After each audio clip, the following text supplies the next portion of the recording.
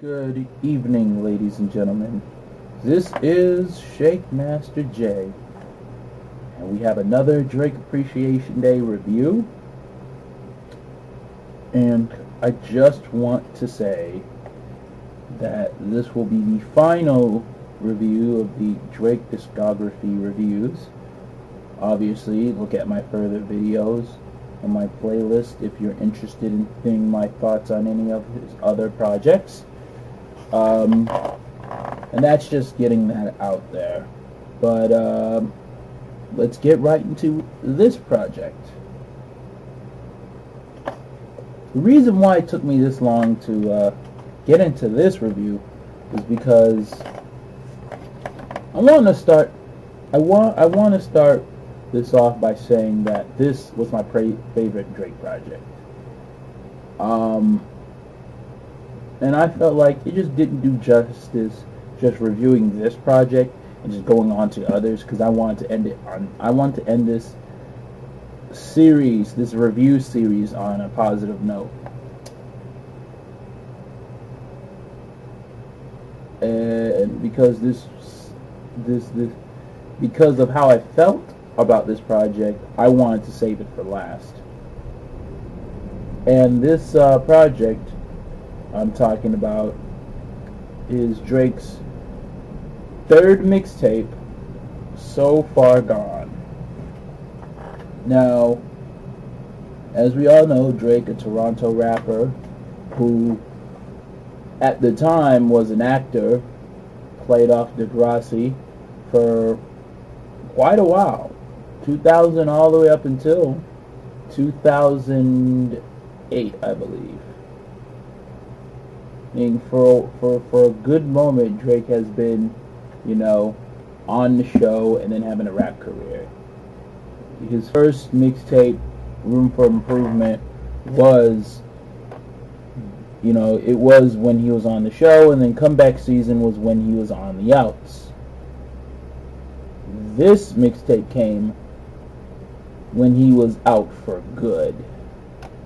With this mixtape, this was promoted after Drake got out of Degrassi. So now Drake became an exclusive rapper, or a full-time rapper, if you will. With that being said, promotion for this album was interesting because Drake came out with his first single, Best I Ever Have.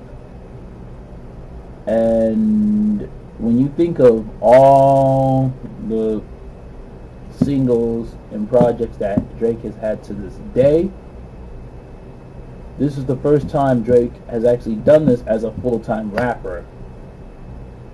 This is his first single that he's released as a full-time rapper. Yeah, the Replacement Girl, but I believe Best I Ever Have was like the first promotional album that didn't just have a video, but it was a single for sale. And this was Drake's first ever number one singles. As a matter of fact, this is his first of many number one songs to this day. Drake has really shaped this mixtape promotion just as well as he can for his promotion for any other project that he has in his future or his past. I mean, from what we understand, this album had a listening party, with LeBron James, it had Chris Paul promoting the album, and Drake had some pretty big name features for his time, like Omarion and Bun B and Lil Wayne and Lloyd, etc., etc. Obviously, 40 and Boy Wonder were contributors to the mixtape. I mean, it was interesting. Now, obviously, from what I can understand, the reason for this 18 track, and I want to say the less than an hour long mixtape, was a conversation he had with Oliver, I believe. It's about women and them not being very politically correct when talking about them. How they made it, I don't really care. But obviously, we have the mixtape that we have. We have the promotion that we have. And this was actually the first time that Drake started affiliating himself with Young Money. At this time, he wasn't signed yet until after the mixtape was released. But he was collaborating with Lil Wayne and doing some songs with Young Money, which made, you ask, okay, is he working for Young Money? I don't know. I mean, bottom line was, the promotion for this mixtape was a lot bigger than a lot of people expected it to be. Not many people were anticipating it, but people were anticipating it, if it makes sense. Now, without reviewing the album, I want to talk about the commercial sales of this mixtape. Not album, mixtape. First and foremost, we can already tell you this was a commercial success. First and foremost, Drake released this as a free mixtape and it had 2 million downloads. It was a mixtape that was released on datpiff.com and had 2 million downloads. At 22 years old, Drake racked in 2 million downloads. And not just at 22, but we're talking about the fact that this guy has not had a major deal. He was independent at the time, and he only had two mixtapes. And to tell me that this guy was able to rack in 2 million just off the strength alone of his buzz, that's unheard of. That's unheard of. I mean, y'all can throw in other rappers too, because Drake detractors do that. But we're talking 2008, 2009 here, when not too many people were doing these things, Yeah, you had Wale and you had J. Cole out there having big names too, garnering buzz, and even Kendrick at the time, overly dedicated. Kendrick was even having a big following, but Drake was the one having the mainstream push for an independent artist, and that's not heard of. And Wale was already signed to a major deal once, Mixtape About Nothing came out, at least two of them. He was signed to Interscope. J. Cole was signed to Roc Nation by the time his buzz was starting to come up.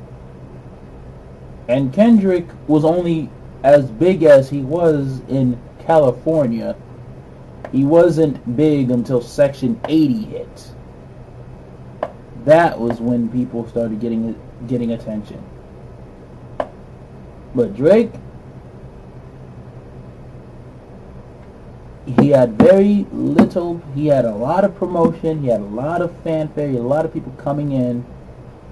As an independent artist, he was writing for Wayne. He had Wayne take him in as a freaking protege when Wayne was as big as he is, and only to do the numbers that you do, that's insane. As an independent artist before you got signed, that is insane.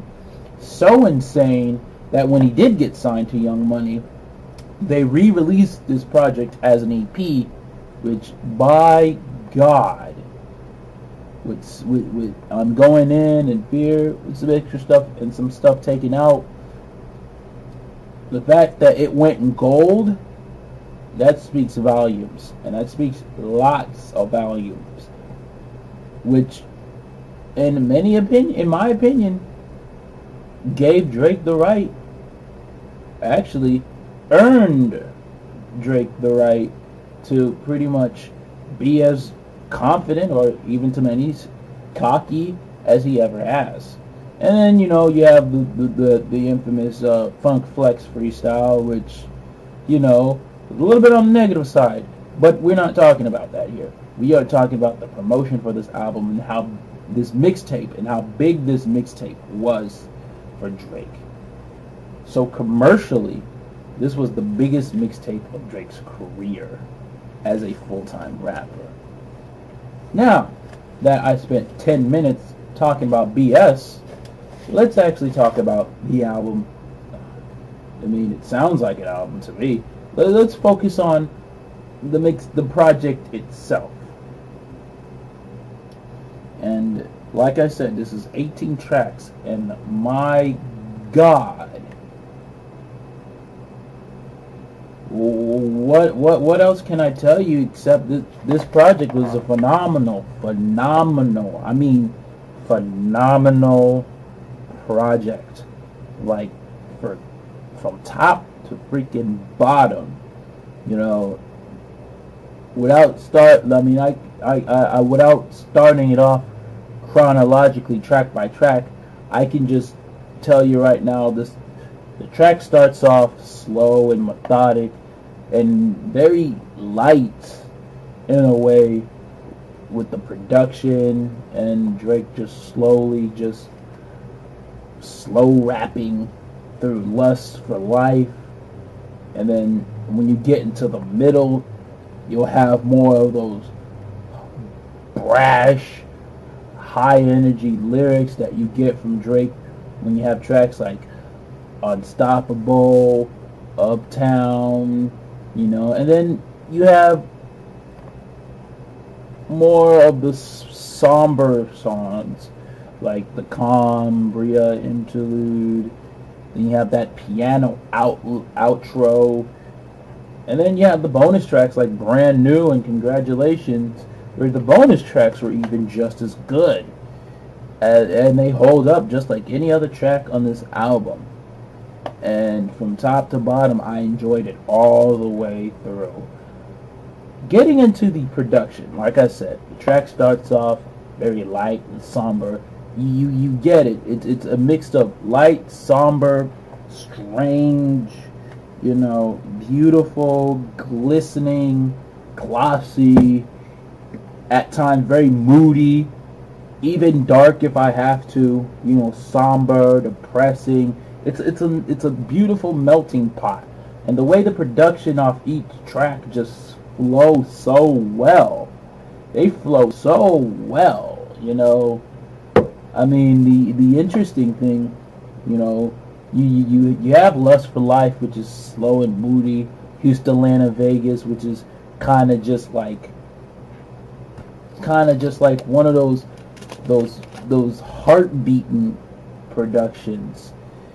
You'll have the more slow jams like Houston, Atlanta, Vegas, and then, the Night Off. I mean, I'll get into those later, but you have two tracks like Ignorant Shit, where you have the Between the Sheets sample that they use they use as some kind of high speed, boom bappy, festive production. And then when the track ends, they take that beat, and when they transition it into Night Off, they take that beat and they slow it down, but not in a way where it just sounds overused or uncreative. They do it to where they slow it down and they turn it into an actual slow jam. So one track is a brag rap track, and another track is a slow jam with the same beat, and it just sounds different. As similar as it sounds different when you hear it on the songs. They sound completely different, despite the fact that they're literally the same sample. You'll have a little bit of some rock fusion on tracks like The Night Off, some guitar riffs on Calm, and then you'll have obviously Say What's Real, which is a Kanye track, But then you have November 18th, which is a chopped and screw anthem for Drake. And what else can I tell you? It just electronic, pop, funk, but it's so done so eloquently that the production just has that beautiful all around sound of the mixtape, and you will definitely love it. Now, the features. Trey Songz does a good job doing what he does. Peter Bjorn and John on the Let's Call It Off sample or Let's Call It Off chorus, they do a good job doing what they always do. You know, Like Lee does a nice collaboration feature with Drake, or a duet as I should say with Drake. The Unstoppable remix, you know, Santi Gold does well on the hook and the back end of the song. And then you have Bun B do his thing on Uptown, which I thought was a pretty good verse. And Omarion carries Bria's interlude.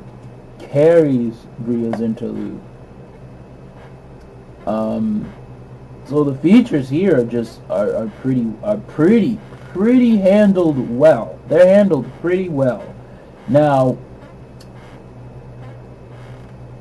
I did not talk about the lyrics. Why I didn't talk about the lyrics? Because I want to save those for last, because I felt like the lyrics were literally the best thing in this album. The best thing in this project. The best thing in this mixtape. Whatever you want to call it, this was the best. They were the best. You know, with Drake having clever punchlines, you know, like, I could tell you, burned bread, no toaster, wet glass on your table, no coaster, they just handed cigs to me, no smoker, I just get the chips, no poker. And don't I'm not that's just off one song. I mean, hell, Drake even mentioned the BlackBerry on one song, Say What's Real. I mean, oh my god, little niggas put my ass on their verses because their girlfriend put my ass on a pedestal. Little niggas put their name in my name in their verses because their girlfriend put my ass on a pedestal. He even mentioned on one track where he's like, he mentioned losing his BlackBerry, the one that he used to rap on Funk Flex, and said straight up, anyone that has the BlackBerry that I lost, just sell it to somebody I know because they're going to need it more than I will. Like, that is confident. I mean, you know, with all the rumors of ghostwriting that you hear nowadays, I mean, the fact that Drake lost his BlackBerry and he mentioned it in a rhyme and he's like, people are going to need it, that's pretty confident and interesting as well. You know, you have Best I Ever Have, which proves that Drake knows how to make a #1 hit. You know, talking about, obviously, what Drake has been known for talking about, you know, women, but in a more hashtaggy type of way. And, you know, some people thought the Andy Griffin line was weird, but I thought that shit was funny and imagey as hell, you know, if that's a word, imagey. I just made that up. You know, that's my word. It's going in a different dictionary. But it just, Drake knows how to have catchphrases. Like, people call Drake, what Drake does, Twitter rap or hashtag rap. I believe it. Drake has a lot of memorable lines on this project that they just stick out like a sore thumb. There we go. I'm over here messing up my words and shit. But with that being said, just the lyrics were clever, the punchlines were clever. They're not as cringeworthy or they're not as skeletal. It just seemed like Drake really spent his time lyrically on this mixtape. And the delivery, oh my god, don't get me started on the delivery. The best way I can sum up the delivery is what Drake said on successful.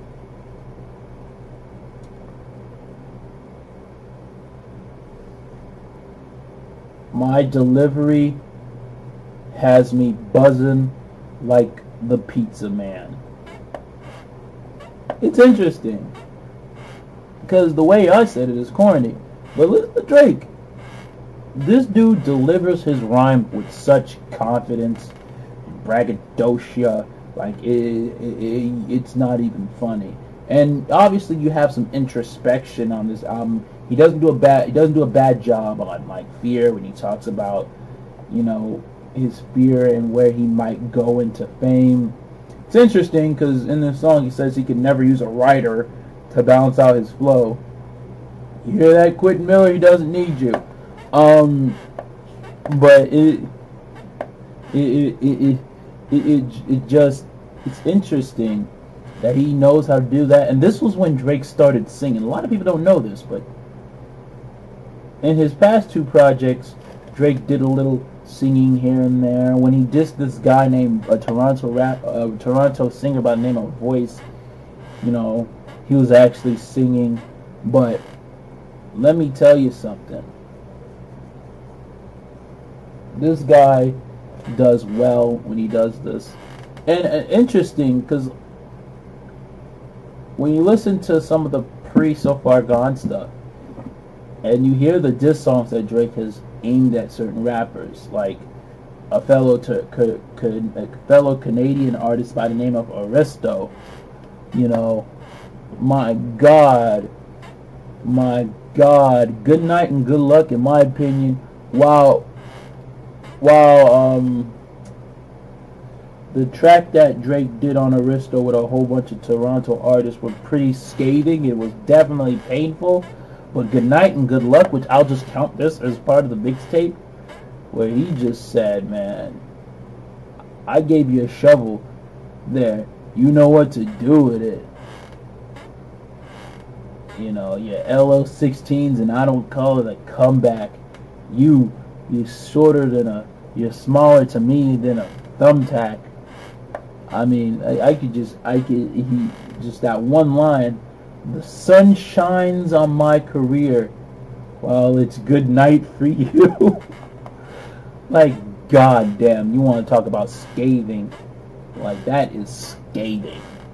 Like, Drake just knows how to make scathing rhymes. You want to talk about, and it's weird because, like I said, you think of the, you know, as I go back to the MCing, like, now, you know, his status as an MC is, you know, damaged due to the ghostwriting allegations, because when you hear Drake as a quote-unquote MC, he is nice. Like, he is nice, like with a capital N. Like, it's not funny, and there's a reason why I'm spending so much time on this review, because it was such a great project all around, from the production to the content to the lyrics. And I did not talk about Lil Wayne. Why? Because aside from the lyrics, their chemistry was the best thing on this album. You know, when you hear them on any track, from Ransom to Family Feud, like, you see these guys have great chemistry together. Great chemistry. Great chemistry. Except Brand New. I don't know what the hell Wayne was doing on that Brand New remix, but no. We're just going to pretend like that song never happened. It was worse than I Can Take Your Girl.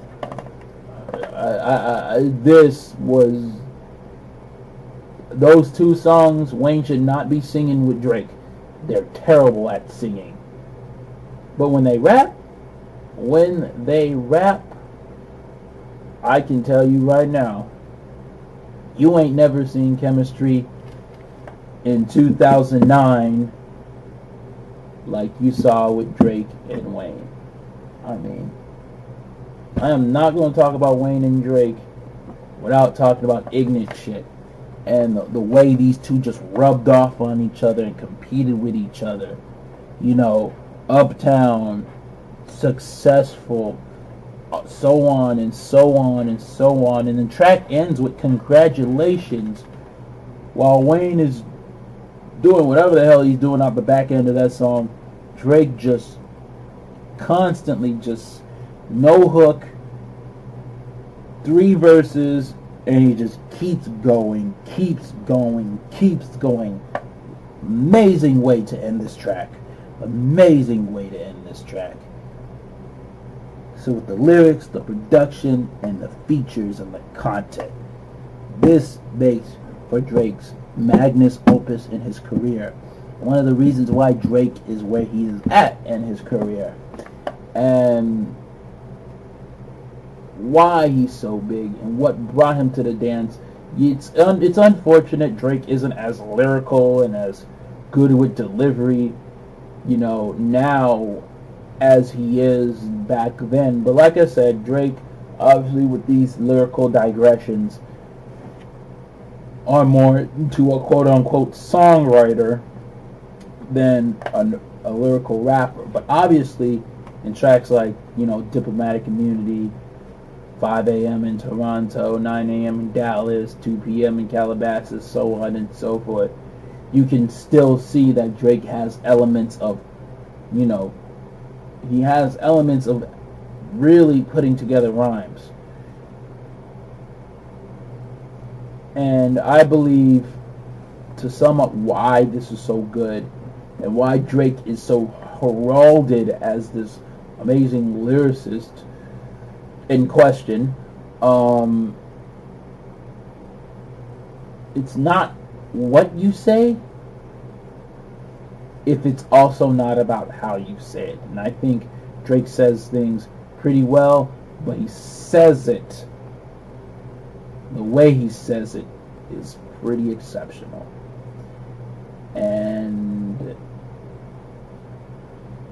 while I did listen to Anthony Fantano's review on Kendrick Lamar's Pimp a Butterfly, where he said that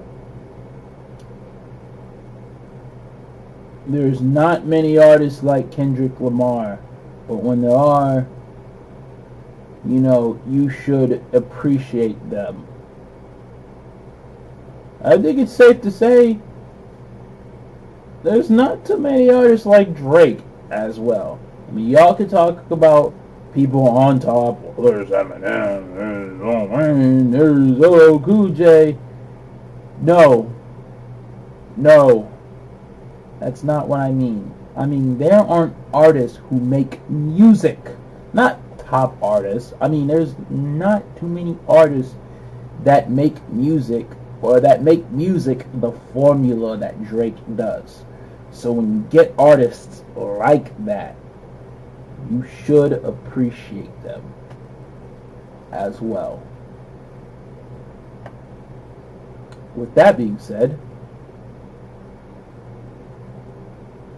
the only cons I have about this album is there will be some times where the track is so-so, but I don't think that's an issue. I don't think it's a major issue, if anything.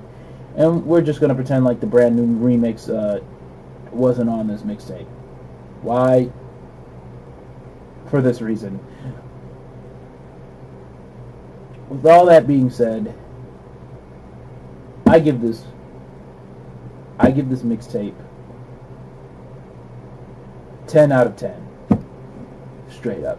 10 out of 10.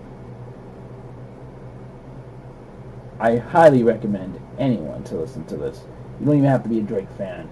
You don't have to listen to, if you hate Drake, you don't have to listen to any of his projects, just this one.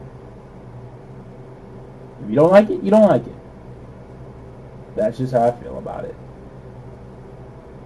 That being said, that sums up Drake Appreciation Day reviews.